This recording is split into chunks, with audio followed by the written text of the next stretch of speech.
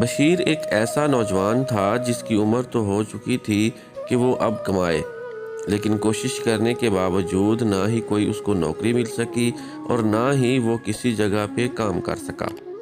شروع میں تو خواہش تھی کہ جس طرح ہر نوجوان کی ہوتی ہے کہ میں جاب کروں گا، افسر بنوں گا، لیکن جب تمام کوششیں ناکام ہو گئیں تو اس کے بعد اس نے کوشش کی کہ کہیں کوئی اس کو کام مل جائے۔ کسی طرح کا بھی وہ کام کرنے کو تیار تھا، لیکن کوئی بھی ایسا کام نہ مل سکا جہاں پہ وہ صاف ستھرے کپڑے بھی پہن سکے اور اپنے محلے میں اس کو بتاتے ہوئے شرم بھی نہ آئے کہ وہ کیا جاب کرتا ہے یا کیا کام کرتا ہے۔ جب ساری امیدیں دم توڑ جاتی ہیں تو انسان نیگیٹو ہو جاتا ہے اور ایسا کچھ دماغ میں چلنے لگتا ہے، ایسا کچھ وہ سوچنے لگتا ہے جو سب کا سب منفی ہوتا ہے اور نیگیٹو ہوتا ہے۔ گھر والے بھی اب اس کو اتنے تانے مارنے شروع ہو گئے تھے کہ کچھ کر، تو صرف روٹیاں توڑتا رہتا ہے۔ اتنا اس کا جینا حرام ہو گیا کہ کبھی کبھی وہ سوچتا کہ میں جا کے خودکشی کر لوں، لیکن پھر کہیں کوئی امید کی کرن اس کے اندر جاگتی اور وہ سوچتا ایک دن ضرور آئے گا، میں بھی بڑا انسان بنوں گا، میرے پاس پیسہ ہوگا، میرے پاس بڑی سی گاڑی ہوگی، میرے پاس بنگلہ ہوگا، خوبصورت بیوی ہوگی، اور یہ ایک خواب تھا جو مسلسل وہ دیکھتا رہتا تھا۔ لیکن اب خواب تو کہیں دور رہ گیا تھا، صرف تانے تھے جو اب گلی کے لڑکے جو آوارہ سے تھے اس کو اشارے کرتے اور اس کو کہتے ادھر آ یار ہمارے ساتھ بیٹھ۔ یہاں تک کہ ان لڑکوں نے اس کو سگریٹ پہ بھی لگا دیا تو وہاں بیٹھ کر ان کے ساتھ سگریٹ بھی پیتا۔ ماں باپ اس سے پہلے ہی تنگ تھے، دوست یار اس کے جو تھے وہ بھی اس کو چھوڑ چکے تھے۔ وہ اس کو مشورے دیتے لیکن کسی کے مشورے کو ماننے کو تیار نہیں تھا۔ دوست اصل میں وہ مشورہ دیتے تھے کہ کیا ہوا، جب تک کوئی جاب نہیں مل جاتی، کوئی کام نہیں ملتا، یہ والا کام کر لو، ویٹر بن جاؤ چھوٹے سے ہوٹل پہ، کسی دکان پہ کھڑے ہو جاؤ ہیلپر کے طور پر، اور اسی طرح کے اور اس کو مشورے دیتے، اور یہ اس کو قبول نہیں تھا۔ وہیں ایک دن بیٹھے ہوئے سگریٹ پیتے ایک دوست نے کہا یار تجھے میں آج مشورہ دوں؟ اس نے کہا ہاں بول۔ اس نے کہا یار ہمارے پاس تو خرچہ ہے، تیرے پاس تو خرچہ شرچہ بھی نہیں ہوتا، تو ایک کام کیوں نہیں کرتا؟ اس نے کہا ہاں بول، میں تو کام کرنے کو تیار ہوں۔ اس نے کہا ہم نے تیرے خواب سنے ہیں، تیرے بڑے بڑے خواب ہیں، تیری جو سوچ ہے بہت بڑی ہے، لیکن میرے ایک جاننے والے ہیں، وہ پیر صاحب ہیں، وہ ایک عمل کرنے جا رہے ہیں، بڑا ہی خطرناک عمل ہے، لیکن اس عمل سے بہت زیادہ پیسہ مل جائے گا۔ زمین کے اندر جو دبے ہوئے خزانے ہیں وہ خزانے مل سکتے ہیں، اگر تو چاہے تو میں پیر صاحب کے پاس تجھے بھیج سکتا ہوں۔ وہ حیران ہوا کہ یار اگر خزانے مل سکتے ہیں اور پیر صاحب اتنی پہنچی ہوئی ہستی ہیں تو کیوں نہیں گیا، مجھے کیوں بھیج رہا ہے؟ اس نے کہا بات یہ ہے کہ یار بہت خطرناک رستہ ہے، خزانے تو ملتے ہیں لیکن ایسا خطرناک رستہ ہے کہ اس کے لیے دل گردے کا کام ہے جو میں نہیں کر سکتا۔ تو اگر چاہتا ہے تو میں تجھے ملوا سکتا ہوں، لیکن تجھے پہلے یہ ابھی سے سوچنا پڑے گا، وہ تجھے جو بھی کہیں گے تجھے کرنا پڑے گا۔ تو ویسے بھی تو باتوں باتوں میں کہتا ہے کہ دل چاہتا ہے خودکشی کر لو، تو مرنے سے بہتر ہے زندگی کا جوا کھیل، زندگی کا رسک لے، کچھ کر کے دکھا۔ ویسے بھی تو نے مر ہی جانا ہے نا، تو خود ہمیں کہتا ہے میں اپنے آپ کو مار دوں گا، اپنے آپ کو مار دوں گا، تو بہتر ہے کچھ ایسا کام کر جو اگر تجھ سے ہو گیا تو امیر کبیر بن جائے گا، نہ ہو سکا تو تیری قسمت۔ وہ کہتا اچھا دیکھوں گا اور بات کو ٹال جاتا۔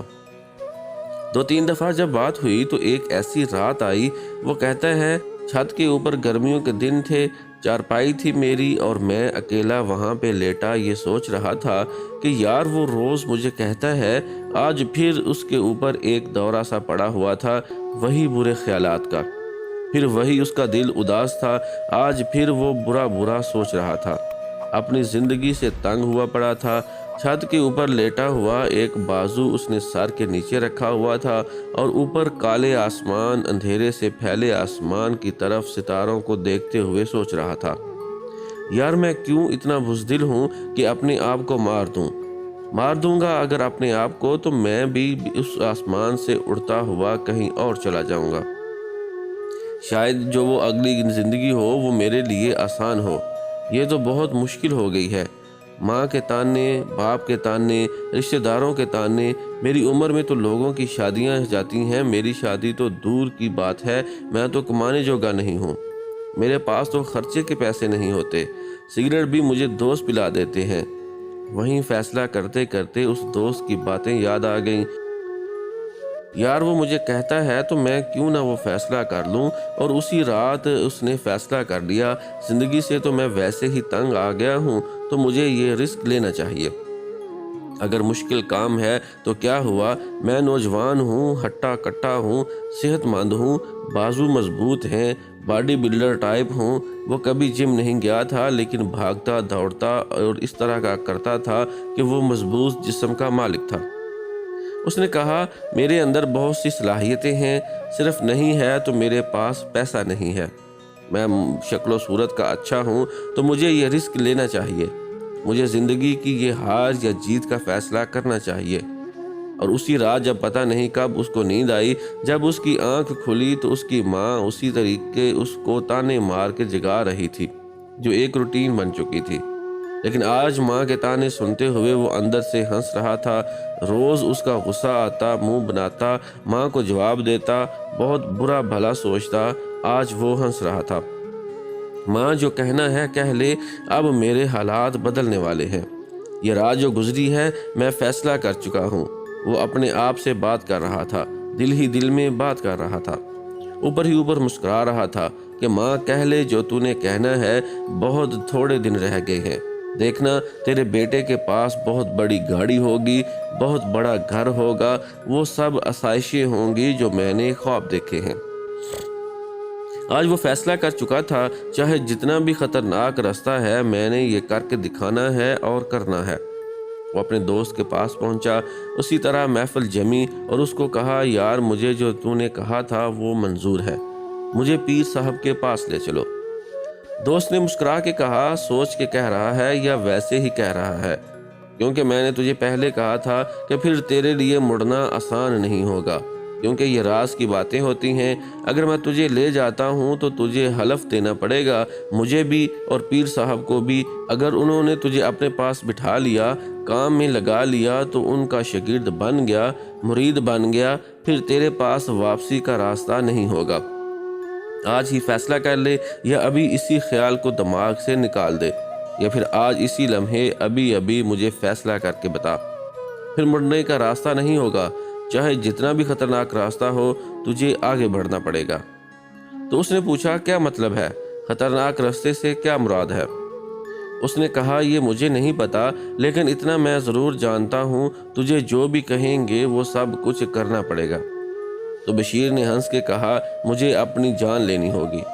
اس نے کہا نہیں، تجھے اپنی جان نہیں لینی ہوگی، ہو سکتا ہے کسی اور کی لینی پڑے۔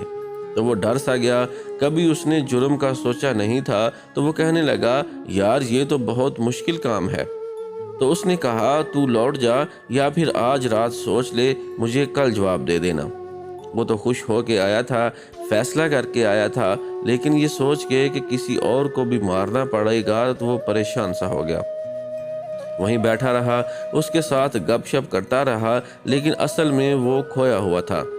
فیصلہ کر رہا تھا کہ آج اٹھنے سے پہلے اس کو بتا کے جاؤں گا میں نے کیا کرنا ہے۔ اور جب وہ اٹھنے لگے تو اس نے اس کو کہا میں نے سوچ لیا ہے، اگر اپنے آپ کو مارنا ہے تو بہتر ہے کہ میں کچھ پا کیوں نہ لوں۔ مجھے جو بھی کرنا پڑا مجھے منظور ہے، میں کرنے کو تیار ہوں۔ تو اس نے کہا ٹھیک ہے، کل اتنے بجے پہنچ جانا، میں تجھے لے کے جاؤں گا۔ اگلے دن پہنچا، وہ شاید پہلے ہی بات کر چکا تھا۔ اس نے کہا میری ساری بات ہو گئی ہے، تو پہلے حلف دے۔ اس نے اس سے حلف لیا اور اس طرح کی قسمیں وعدے جو بھی تھا اس نے اس کے ساتھ کیا، اور اس کو ہر چیز ماننے کو قبول کر لیا اور تیار ہو گیا۔ جب وہ پیر صاحب کے پاس لے کے گیا تو وہاں آستانے پہ جب پہنچے تو وہ ایک کمرہ سا تھا، آگے دربار تھا اور دربار کے پیچھے ایک کمرہ سا تھا۔ جب اس نے اس کا دروازہ ناک کیا، ایک گرین کلر کا لمبا سا چوغا جو پاؤں تک ہوتا ہے پہنے ہوئے ایک شخص نمودار ہوا۔ اور اس نے اس کو سلام کر کے کہا، یہ ہیں بشیر جن کا میں نے کہا تھا، میں ان کو لے کے آ گیا ہوں، پیر صاحب کو بتا دے۔ اس نے کہا، یہیں پہ رکیں، میں آپ کو بتاتا ہوں۔ وہ اندر گیا، تھوڑی دیر کے بعد واپس آیا۔ اس نے کہا، آپ دونوں اندر جائیں، پیر صاحب آپ کو بلا رہے ہیں۔ جب وہ اندر داخل ہوئے، ایک عجیب سا سامان تھا۔ لگتا تھا کہ یہ جو کمرہ ہے یہ پیر صاحب کا بیڈ روم ہے، سونے کا کمرہ ہے۔ یہاں پہ نہ صرف وہ سوتے ہیں بلکہ حالات، ماحول اور چیزوں کو دیکھ کے لگ رہا تھا جیسے وہ یہاں پہ جادو ٹونا، عملیات، چلا یہیں پر ہی کرتے ہیں۔ وہ منہ ہی منہ میں بیٹھے کچھ پڑھ رہے تھے، آنکھیں کھلی ہوئی تھیں۔ دونوں کو ہاتھ کے اشارے سے بیٹھنے کے لیے کہا، دونوں وہیں پر بیٹھ گئے۔ پیر صاحب کچھ پڑھ رہے تھے، یہ چپ کر کے دونوں بیٹھے رہے۔ اس کے بعد پیر صاحب نے مخاطب ہو کے کہا، تم نے اس کو ہر بات بتا دی ہے؟ اس نے کہا، جی، جیسے ہی آپ نے کہا تھا میں نے ہر بات اس کو سمجھا دی ہے، اور اس نے مجھے حلف بھی دے دی ہے، تمام چیزیں جس طرح آپ نے کہی تھیں حلف لے لی ہیں، یہ راضی ہے۔ اب یہ آپ کے حوالے، آپ بھی اس سے حلف لے سکتے ہیں۔ پیر صاحب نے کہا، ٹھیک ہے، تم جا سکتے ہو۔ وہ جو لڑکا ساتھ آیا تھا وہ اور جو چغا پہن کے کمرے میں موجود تھا اس کو بھی پیر صاحب نے اشارہ کیا۔ وہ دونوں سلام کر کے وہاں سے چلتے بنے۔ اب کمرے میں پیر صاحب اور بشیر بیٹھے تھے۔ وہ چوکڑی مار کے بیٹھے تھے۔ پیر صاحب نے وہی باتیں رپیٹ کیں جو اس لڑکے نے کہی تھیں۔ وہ چپ کر کے سنتا رہا، اور جب پیر صاحب نے پوچھا، اب بتاؤ، یہ تمام باتیں جو اس نے تمہیں کہی ہیں وہی تمہیں رپیٹ کر رہا ہوں، کیا تمہیں یہ سب منظور ہے؟ اس نے کہا، جی منظور ہے۔ اس نے کہا، کیا تمہیں اس نے بتایا کہ اگر تمہیں کسی کی جان بھی لینی پڑے کیا تم لے لو گے؟ کیونکہ وہ اس پہ پہلے ہی سوچ چکا تھا تو اس نے کہا، ہاں جی، میں لے لوں گا۔ تو پیر صاحب مسکرائے اور کہا، چڑیا جتنا تو تمہارا دل ہے، کسی کی جان کیسے لوگے؟ ابھی میں ایک بندہ بلاتا ہوں، کیا میرے سامنے اس کی جان لے کے دکھا سکتے ہو؟ تو وہ ایک دم سے ہڑبڑا گیا کہ اتنا جلدی یہ کیسے ہو سکتا ہے۔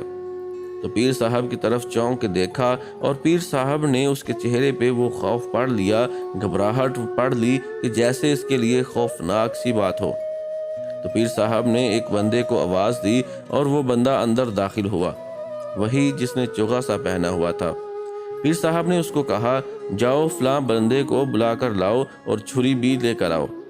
جب اس بندے کو بلا کر لایا اور ساتھ میں چھری بھی لے کے آئے تو پیر صاحب نے اس کو اشارہ کیا، لیٹ جاؤ۔ وہ جو شخص آیا تھا وہ لیٹ گیا۔ چھری بشیر کے ہاتھ میں دے دی گئی اور پیر صاحب نے کہا، اگر تم تیار ہو، سب کچھ کرنے کو تیار ہو تو تمہیں بہت کچھ مل جائے گا، اور یہ سچ ہے، زمین کے اندر جو خزانے دفن ہیں۔ یہ اس وقت باتیں ہوئی تھیں جب وہ ابھی بلا کے نہیں لایا تھا۔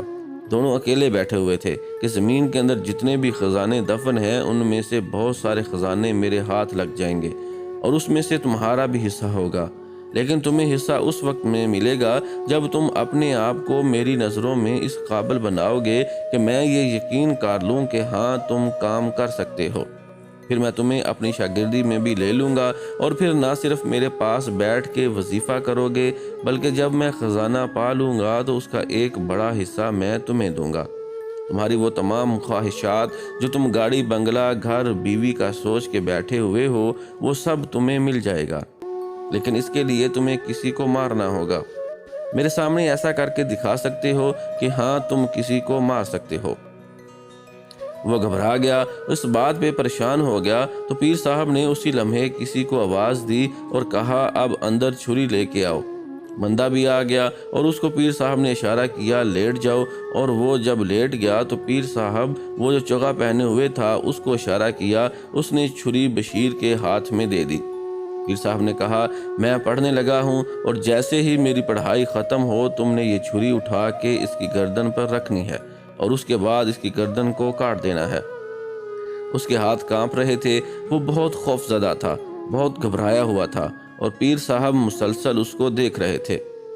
لکڑی کی جو بنی ہوئی چھری اس کے ہاتھ میں تھی، آگے لوہے کی تھی، کتنی تیز دھار تھی اس کو یہ بات معلوم نہیں تھی، سوائے اس کے کہ ایک ہاتھ میں پکڑی ہوئی چھری تھی جو کانپتے ہاتھوں کے ساتھ اس نے پکڑی ہوئی تھی۔ پیر صاحب پڑھتے رہے جس طرح اس کو سمجھایا تھا، اور اتنا اچانک اتنا جلدی سب کچھ ہو رہا تھا کہ سمجھ اس کو بھی نہیں آ رہا تھا۔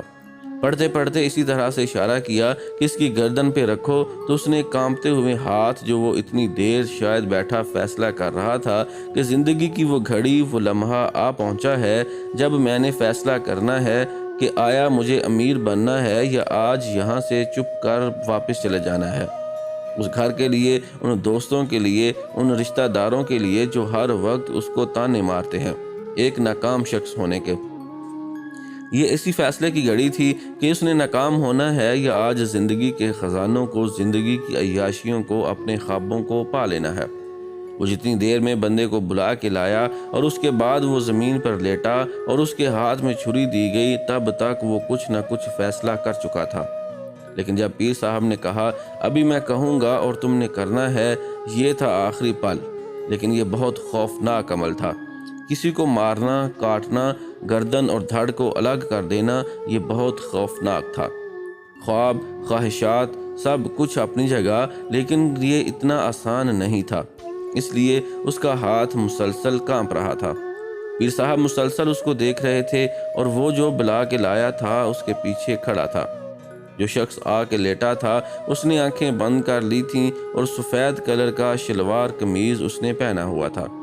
سر پر ایک کیپ کے اوپر کوئی پگڑی نما لپیٹا ہوا تھا، اور جو اس کی گردن تھی اس گردن کے اوپر بھی کوئی اس نے کپڑا نما لپیٹا ہوا تھا۔ پیر صاحب پڑھتے رہے اور جب اس کو یوں اشارہ کیا کہ گردن کی طرف چھری لے جاؤ، تو اس کے کانپتے ہاتھ کانپتے آخر کار اس کی گردن تک پہنچ ہی گئے۔ اور جب اس کی گردن تک ہاتھ پہنچ گئے تو اب وہ لمحہ تھا جب پیر صاحب نے پڑھنے کے دوران پھر اس کو اشارہ کرنا تھا، اس طرح کہ اب چلا دو۔ اس کا مطلب تھا الگ کر دو گردن کو۔ اس کے دل کی دھڑکن بہت تیز تھی، اس کا پورا جسم کانپ رہا تھا، اس کو پسینے سے آ رہے تھے۔ موسم بہت اچھا تھا لیکن وہ اتنا گھبرایا ہوا تھا، اتنے اس کو پسینے آ رہے تھے، اتنا اس کے دل کی دھڑکن تیز ہو گئی تھی جیسے اس کو لگتا تھا اس کا دل باہر نکل آئے گا۔ اس نے کانوں کے اندر اپنے دل کی دھڑکن کو دھک دھک دھک دھک وہ سنتا سکتا تھا۔ وہ ابھی تک بیٹھا اس کو خواب سمجھ رہا تھا۔ نہیں، میں خواب دیکھ رہا ہوں، میں سویا ہوا ہوں، ایسا نہیں ہو سکتا کہ میرے ہاتھ میں چھری ہے، کسی کی گردن پہ ہے اور مجھے اشارہ ملے گا اس طرح کا اور میں نے اس کو چلانا شروع کر دینا ہے، اسی کمرے میں اس کو کاٹ دینا ہے۔ ایسا مشکل تھا، لیکن پیر صاحب نے ایک بات نوٹ کر لی تھی کہ وہ فیصلے کس گھڑی میں وہ سوچتے ہوئے، گھبراتے ہوئے، پریشان ہوتے ہوئے، اس کے باوجود وہ سب کچھ کرنے جا رہا ہے۔ اور جب وہ چھری وہاں پہ رکھ چکا، پیر صاحب پڑھ رہے تھے، تو پیر صاحب نے پیچھے کھڑے ہوئے اس شخص کی طرف دیکھا جیسے اس کو کوئی اشارہ کیا ہو، اور پڑھتے پڑھتے جب پیر صاحب نے اپنا ہاتھ اٹھایا یوں ہلانے کے لیے، تو اسی لمحے بشیر نے اپنی آنکھیں بند کر لیں اور دوسرا ہاتھ اس طرح چھری کو پکڑ لیا جیسے وہ تیار ہو گیا تھا۔ وہ پیر صاحب اس بات پر پریشان ہو گئے کہ میں نے ابھی اشارہ نہیں کیا۔ اس نے آنکھیں خوف کی وجہ سے بند کر لیں، لیکن اس کے چہرے پہ خوف اور غصہ آ گیا تھا۔ نا امیدی جس کے چہرے پہ تھی، خوف تھا، اب وہاں پہ فیصلہ ہو چکا تھا۔ پیر صاحب نے رک کر اس سے پوچھا تیار ہو، کیونکہ وہ آنکھیں بند کر چکا تھا۔ اس نے کہا جی۔ اس نے کہا 1 2 3، میں جیسے ہی کہوں گا تم چلا دینا اس کو۔ اس نے کہا ٹھیک ہے۔ جس انداز میں وہ جواب دے رہا تھا اور جس طرح اس نے مضبوطی سے چھری پکڑی ہوئی تھی، لگ رہا تھا کہ یہ انتظار جیسے ہی ختم ہوگا، 3 ہوگا، یہ زور سے چلا دے گا۔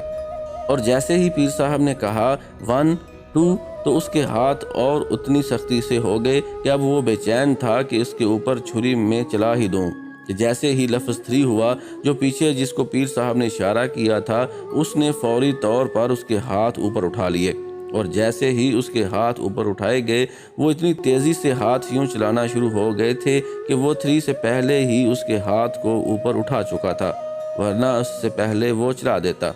پیر صاحب نے کہا اوکے، رک جاؤ۔ اس کے بعد پیر صاحب نے ان دونوں کو اشارہ کیا جو نیچے لیٹا ہوا اور چوغے والا، وہ دونوں چلے گئے۔ اب اس کمرے میں بشیر اور پیر صاحب بچے تھے۔ پیر صاحب نے کہا تم اپنے امتحان میں پاس ہو گئے۔ وہ جو شخص نیچے لیٹا ہوا تھا یہ صرف تمہیں آزمانے کے لیے تھا۔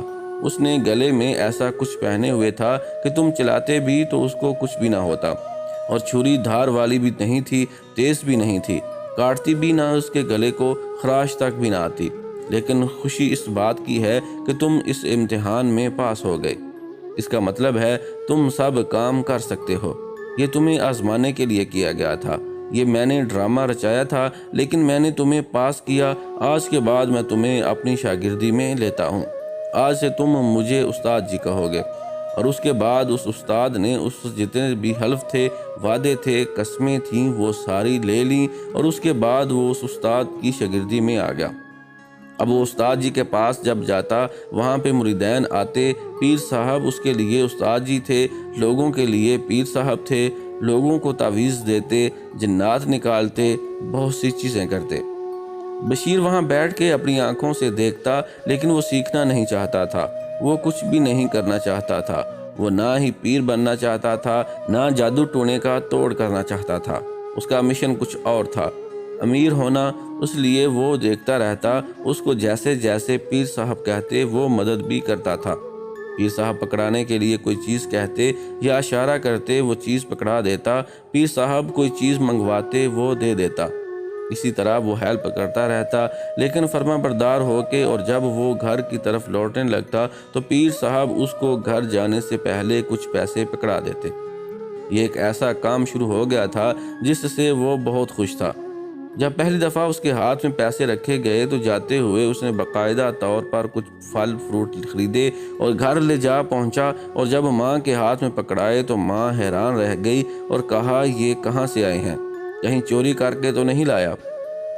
اس نے کہا، ماں تیرے بیٹے نے کام شروع کر دیا ہے، اب کچھ دنوں کی بات ہے، دیکھ لینا تیرا بیٹا اس جگہ پر پہنچے گا کہ تم سب بھی حیران رہ جاؤ گے۔ ماں نے کہا، لگتا تو نہیں، چل مان لیتے ہیں۔ اور اس کے بعد وہ صبح جلدی اٹھ کے جاتا اور رات کو واپس آتا، یہاں تک کہ بعض اوقات ناشتہ بھی نہ کرتا اور بھاگ جاتا۔ دن کا کھانا ناشتہ بھی وہیں پہ کھاتا، اور اکثر کہتا، میں رات کا کھانا بھی کھا کے آیا ہوں۔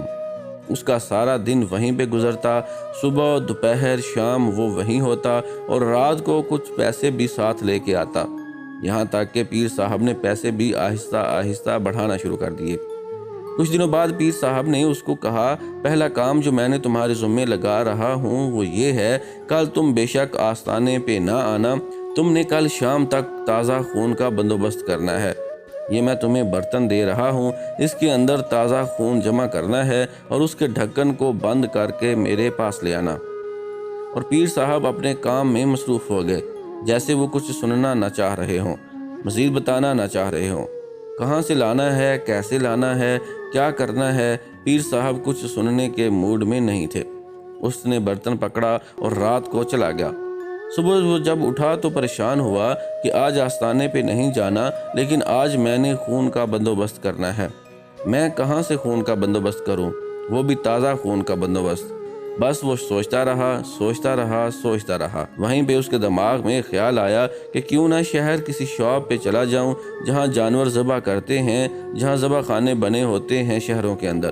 اس جگہوں پہ آج بھی بڑے بڑے شہروں میں شاپس ہوتی ہیں جن کے سامنے گھڑا کھودا ہوتا ہے، وہیں وہ جانور کو ذبح کرتے ہیں اس کا گوشت بیچنے کے لیے، اور لوگوں کے سامنے اس لیے وہاں پر ہی ذبح کیا جاتا ہے تاکہ لوگ دیکھ سکیں صحت مند جانور ہے، بیمار نہیں، کوئی پرابلم نہیں ہے، اور اچھا جانور تھا، آپ کے سامنے بندھا ہوا تھا اور یہیں پر قربان کیا گیا، اور اس کا گوشت جلدی بک جاتا۔ تو وہ بھی ڈھونڈتا ایک ایسی جگہ پہ پہنچا۔ پیسے تو اس کے پاس آ چکے تھے، پیر صاحب اس کا معاوضہ بڑھا چکے تھے، تو اس کے پاس اچھے خاصے پیسے تھے۔ وہ ایک جگہ پہنچ گیا اور اس شخص سے کہا کہ یہ جو جانور ہے آپ نے ذبح کرنا ہے۔ اس نے کہا، ہاں، تمہیں کیا گوشت چاہیے؟ اس نے کہا، گوشت نہیں، مجھے اس کا خون چاہیے۔ تو وہ بندہ ایک دم سے پریشان ہو گیا، کہتا ہے، بہو کیا کہہ رہے ہو، خون چاہیے؟ کس لیے چاہیے؟ اس نے کہا، ایک زمین ہے ہماری، وہاں پہ ہمیں کسی پیر صاحب نے بتایا ہے، وہاں پہ جادو کیا گیا ہے، وہاں پہ خون پھینکنا ہے تو ہمارا جادو کا توڑ ٹوٹے گا، ہم غریب لوگ ہیں۔ اس طرح کی کہانی سنانی شروع کر دی کہ وہ بندہ سمجھ گیا۔ کہتا ہے، یار، یہ میں نے کبھی آج تک ایسے نہیں کیا، اس نے کہا بھائی میں تمہیں اس کے پیسے بھی دے دیتا ہوں، میں تم سے کیا مانگ رہا ہوں، بس یہی ہے جیسے ہی تم اس کو ذبح کرو گے نیچے میں برتن اس طرح رکھ دوں گا تاکہ اس کے اندر بھی کچھ دھاریں چلی جائیں۔ اس نے کہا ٹھیک ہے۔ جب اس جانور کو ذبح کیا گیا تو اس کی گردن کے نیچے ہی جس طرح پراس سی ہوتی ہے، تھال سا ہوتا ہے، بڑا سا رکھا گیا۔ جب خون اس کے اندر گیا وہ خون اسی پیر صاحب کے دیے گئے برتن میں ڈالا، پھر اس کو کچھ پیسے دیے اور وہاں سے روانہ ہو گیا۔